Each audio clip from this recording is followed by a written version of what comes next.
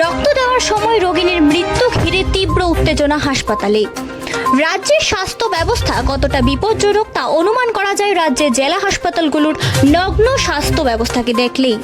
জেলা হাসপাতালগুলোতে কর্তব্যরত ডাক্তার এবং নার্সদের যখন মনে ইচ্ছে যা হয় তাই করেন। রোগীর পরিবারের তরফ থেকে অভিযোগ করা হচ্ছে যে রোগীদের নিয়ে তারা এক্সপেরিমেন্ট করেন। আর এই এক্সপেরিমেন্ট করতে গিয়ে সোমবার রাতে কমলপুরের এক স্থানীয় রোগিণীকে জেলা হাসপাতালে ভর্তি করা হয়েছিল। হাসপাতালে নেওয়ার পরে হাসপাতাল কর্তৃপক্ষ নাকি বলেন রোগীর শরীরে একেবারেই রক্ত কম, এই রোগিণীকে তড়িঘড়ি রক্ত দিতে হবে।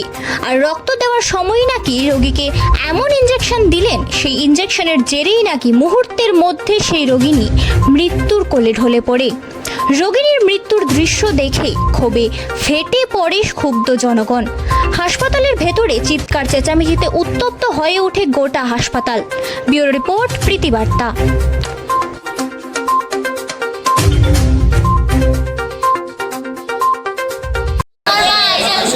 কবে কবে ভর্তি চাইয়া আজকে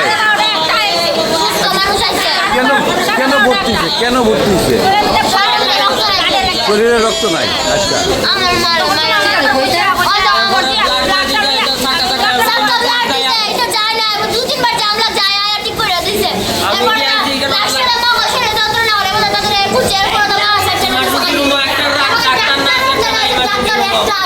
ডাক্তার নাই